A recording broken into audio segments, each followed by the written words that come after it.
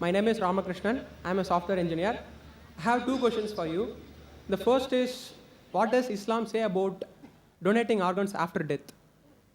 Is it okay or is it prohibited? Second question is, what does Islam say about atheists? That's it.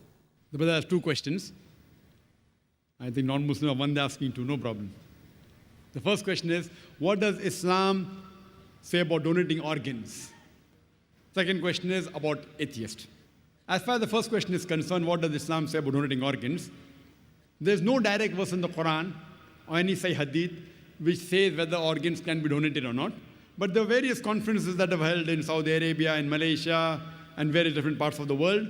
And the scholars have come to a common consensus that if three things are fulfilled, then organs can be donated. Number one, the person who requires an organ, but natural, it should be a major benefit to his health.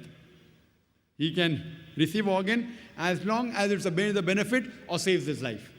Point number two, the person donating the organ, after he donates the organ, it should not be a major loss to his health. For example, if I donate my heart, I will die. So I can't donate my heart. But the doctors say that out of 2 kidneys present, a person can even survive with 1 kidney. So if my mother has a kidney failure, both the kidneys have failed, I can very well donate my 1 kidney to my mother, even she lives, even I live.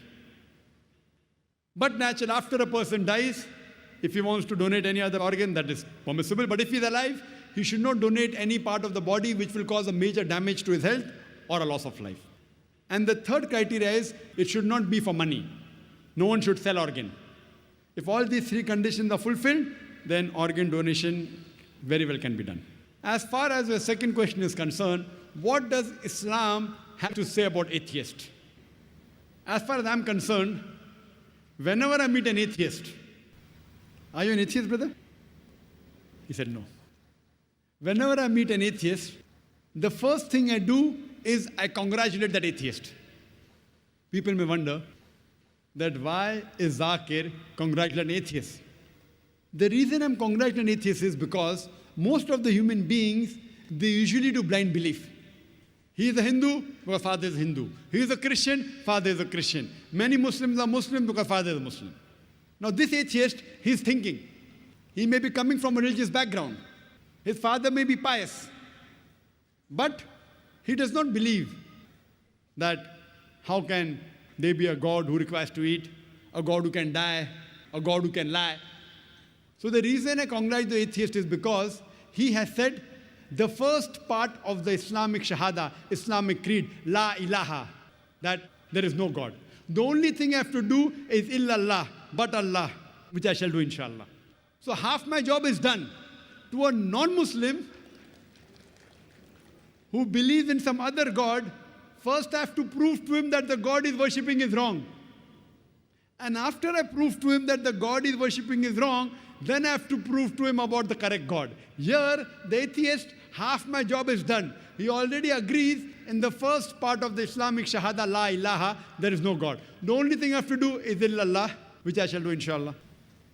The first question asked to the atheist is that, what is the definition of God? If anyone says there is no God, to say there is no God, he should know the definition of God. If he does not know the definition of God, he cannot say there is no God. For example, if I say this is a pen, is this a pen? No. It's a book. To say this is not a pen, you should know the definition of pen. Some people say, no, Zakir, I know this is a book, so I can say it's not a pen. I said, no. If you know the definition of pen, I will say, is this a kitab? You say, no, it is not a kitab, because there's no definition of kitab. To say it's not a kitab, you should know the definition of kitab. Because kitab and book is the same. So to say it is not a pen, you have to know the definition of pen. You may or may not know the definition of a book. Correct? So similarly, to say there is no God, you should know the definition of God. So now this person who is the atheist, he is believing, oh, that God, he requires to eat, he can lie, he fights and he loses. He does not believe in a God. So I say, even I don't believe in such a God. La ilaha.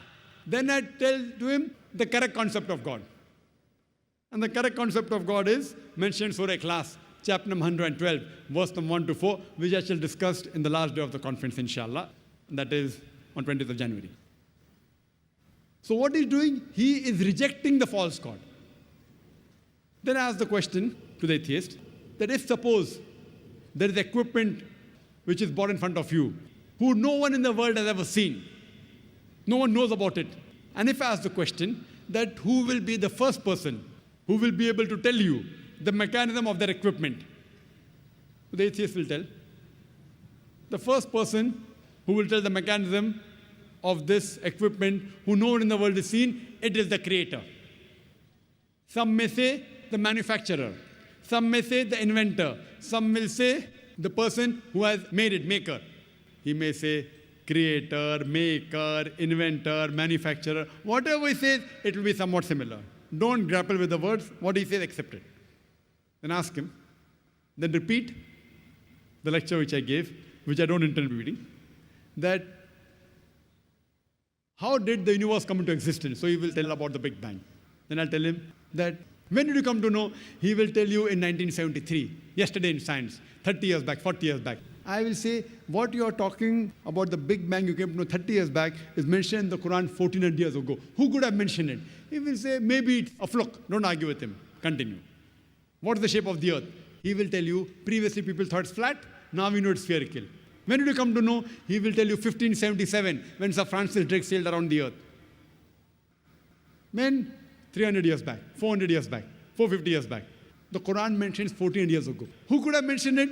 He will say, oh, maybe your prophet Muhammad, peace be upon him, he was an intelligent man. Don't argue, continue. Light of the moon, is its own light or reflected light? He will tell you, previously we thought light of the moon was its own light. Recently we have come to know a couple of hundred years back, it's reflected light. It's mentioned in the Quran, Surah Furqan, chapter 25, verse 61. Light of the moon is reflected 14 years back. Who could have mentioned it? Now we'll pause. Don't wait for the answer. Continue. In school, I was taught that the sun was stationary. It did not rotate about its axis.